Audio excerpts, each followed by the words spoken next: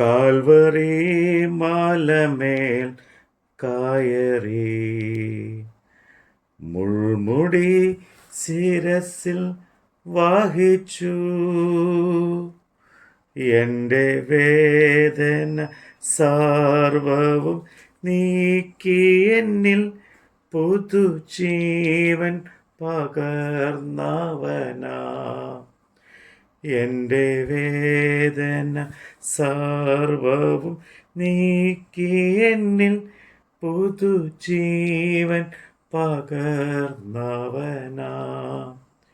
എൻ്റെ യേശു എനിക്കു നല്ലവൻ, അവൻ എന്നുമെന്നും മതിയായവൻ.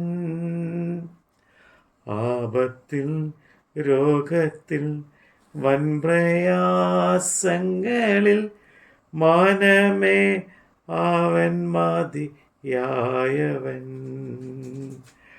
ആപത്തിൽ രോഗത്തിൽ വൻപ്രയാസങ്ങളിൽ മനമേ അവൻ മതിയായവൻ. യിരെമ്യാ പ്രവാചകന്റെ പുസ്തകം 41 അധ്യായം. എന്നാൽ 7-ാം മാസത്തിൽ രാജവംശക്കാരനും രാജാവിൻ്റെ മഹത്തുക്കളിൽ ഒരുവനുമായ എലീശാമാരുടെ മകനായ നെഥന്യാവിൻ്റെ മകൻ ഇസ്മയേൽ 10 ആളുമായി മിസ്പയിൽ അഹീക്കാമിൻ്റെ മകനായ ഗദല്യാവിൻ്റെ അടുക്കൽ വന്ന് അവിടെ മിസ്പയിൽ വെച്ച് അവർ ഒരുമിച്ച് ഭക്ഷണം കഴിച്ചു. നെഥന്യാവിൻ്റെ മകൻ ഇസ്മയേലും കൂടെ ഉണ്ടായിരുന്ന 10 ആളും എഴുന്നേറ്റ് ബാബേൽ രാജാവ് ദേശാധിപതിയാക്കിയിരുന്ന ശഫാൻ്റെ മകനായ അഹീക്കാമിൻ്റെ മകനായ ഗദല്യാവെ വാൾ കൊണ്ട് വെട്ടിക്കൊന്നു.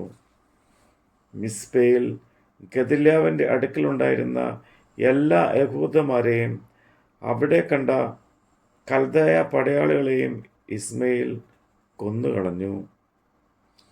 ഗദല്യാവെ കൊന്നിട്ട് 2-ാം ദിവസം അത് ആരും അറിയാതിരിക്കുമ്പോൾ തന്നെ ശെഖേമിൽ നിന്നും ശീലോവിൽ നിന്നും ശെമരിയിൽ നിന്നും 50 പുരുഷന്മാർ താടി ചിരച്ചും വസ്ത്രം കീറിയും തങ്ങളെ തന്നെ മുറിവേൽപ്പിച്ചും കൊണ്ടും വഴിപാടും കുന്തിരിക്കവും എടുത്ത് യഹോവയുടെ ആലയത്തിലേക്ക് പോകും വഴി അവിടെ എത്തി. നെഥന്യാവിൻ്റെ മകൻ ഇസ്മയേൽ മിസ്പയിൽ നിന്ന് പുറപ്പെട്ട് കരഞ്ഞും കൊണ്ട് അവരെ എതിരേറ്റ് ചെന്നു. അവരെ കണ്ടപ്പോൾ അവൻ അവരോട്, അഹീക്കാമിൻ്റെ മകനായ ഗദല്യാവിൻ്റെ അടുക്കൽ വരുവിൻ എന്ന് പറഞ്ഞു. അവർ പട്ടണത്തിന് നടുവിലെത്തിയപ്പോൾ നെഥന്യാവിൻ്റെ മകൻ ഇസ്മയേലും കൂടെ ഉണ്ടായിരുന്ന ആളുകളും അവരെ കൊന്ന് ഒരു കുഴിയിൽ ഇട്ടുകളഞ്ഞു. എന്നാൽ അവരിൽ 10 പേർ ഇസ്മയേലിനോട്, ഞങ്ങളെ കൊല്ലരുതേ, വയലിൽ കോതമ്പ്, യവം, എണ്ണ, തേൻ എന്നിവരും സംഭാരങ്ങൾ ഞങ്ങൾ ഒളിച്ചു വച്ചിട്ടുണ്ട് എന്ന് പറഞ്ഞു. അതുകൊണ്ട് അവൻ സമ്മതിച്ച് അവരെ അവരുടെ സഹോദരന്മാരുടെ കൂടെ കൊല്ലാതെ ഇരുന്നു. ഇസ്മയേൽ ഗദല്യാവെയും കൂട്ടരെയും കൊന്ന് ശവങ്ങളെ എല്ലാം ഇട്ടുകളഞ്ഞ കുഴി ആസ രാജാവ് ഇസ്രയേൽ രാജാവായ ബയാശ നിമിത്തം ഉണ്ടാക്കിയതായിരുന്നു. ബെഥന്യാവിൻ്റെ മകൻ ഇസ്മയേൽ അതിനെ നിഹതന്മാരെ കൊണ്ട് നിറച്ചു.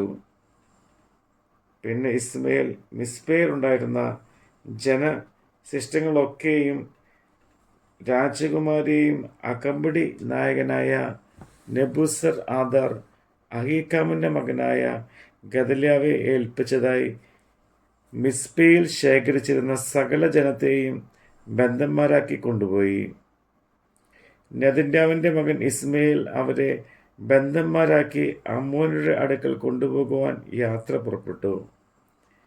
നെഥന്യാവിൻ്റെ മകൻ ഇസ്മയേൽ ചെയ്ത ദോഷങ്ങളൊക്കെയും പുരോഹിതൻ്റെ കാരേഹിൻ്റെ മകനായ യോഹന്നാനും കൂടെ ഉണ്ടായിരുന്ന പടത്തലവന്മാരും കേട്ടപ്പോൾ അവർ സകല പുരുഷന്മാരെയും കൂട്ടിക്കൊണ്ട് നെതന്യാവിൻ്റെ മകനായ ഇസ്മയേലിനോട് യുദ്ധം ചെയ്യുവാൻ ചെന്നു.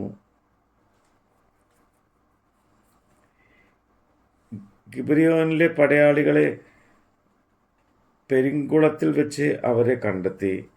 ഇസ്മയേലിനോട് കൂടെ ഉണ്ടായിരുന്ന ജനമൊക്കെയും കാരേഹിൻ്റെ മകനായ യോഹന്നാനെയും കൂടെ ഉണ്ടായ എല്ലാ പടത്തലവന്മാരെയും കണ്ടപ്പോൾ സന്തോഷിച്ചു. ഇസ്മയിൽ മിസ്പയിൽ നിന്ന് ബന്ധന്മാരാക്കി കൊണ്ടുപോയിരുന്ന സർവ്വജനവും തിരിഞ്ഞു കാരേഹിൻ്റെ മകനായ യോഹന്നാൻ്റെ അടുക്കൽ ചേർന്നു. നെതന്യാവിൻ്റെ മകൻ ഇസ്മയേലോ 8 ആളുകളുമായി യോഹന്നാനെ വിട്ട് തെറ്റി അമ്മോന്യരുടെ അടുക്കൽ പോയി കളഞ്ഞു. നെതന്യാവിൻ്റെ മകൻ ഇസ്മയേൽ അഹീക്കാമിൻ്റെ മകനായ ഗദല്യാവെ കൊന്നുകളഞ്ഞ ശേഷം അവൻ്റെ കയ്യിൽ നിന്ന് കാരേഹിൻ്റെ മകനായ യോഹന്നാനും കൂടെ ഉണ്ടായിരുന്ന എല്ലാ പടത്തലന്മാരെയും വിടുവിച്ച ജനശിഷ്ടത്തെ ഒക്കെയും ഗിബെയോൻ നിന്ന് തിരികെ കൊണ്ടുവന്ന പടയാളികളെയും സ്ത്രീകളെയും കുഞ്ഞുങ്ങളെയും ഷണ്ടന്മാരെയും തന്നെ അവർ മിസ്പയിൽ നിന്ന് കൂട്ടിക്കൊണ്ട് കൽദായരെ പിടിച്ച് ഇസ്രയേലിലേക്ക് പോകുവാൻ യാത്ര പുറപ്പെട്ടു. കൽദായരെ പേടിച്ച് മിസ്രൈമിൽ പോകുവാൻ യാത്ര പുറപ്പെട്ടു. ബത്ലഹേമിന് സമീപമുള്ള ഗേരൂത്ത് കിംഹാമിൽ ചെന്ന് താമസിച്ചു. ബാബേൽ രാജാവ് ദേശാധിപതിയാക്കിയ അഹീക്കാമിൻ്റെ മകനായ ഗദല്യാവെ നെതന്യാവിൻ്റെ മകൻ ഇസ്മയേൽ കൊന്നുകളഞ്ഞ കാരണത്താലായിരുന്നു അവർ കൽദായരെ പേടിച്ചത്. നമ്മുടെ കർത്താവിൻ്റെ വചനമാണ് നമ്മൾ കേട്ടത്.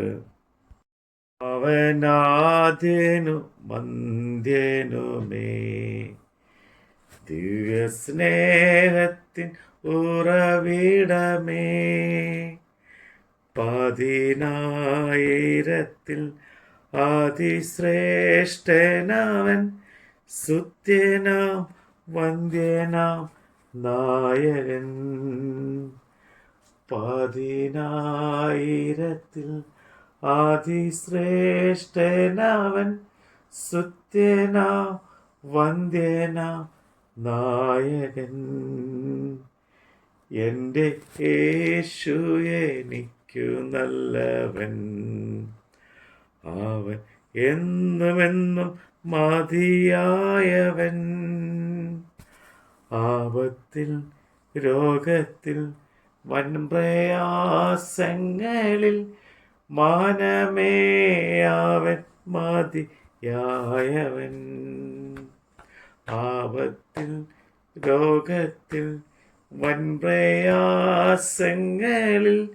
മാനമേ അവൻ മതിയായവൻ.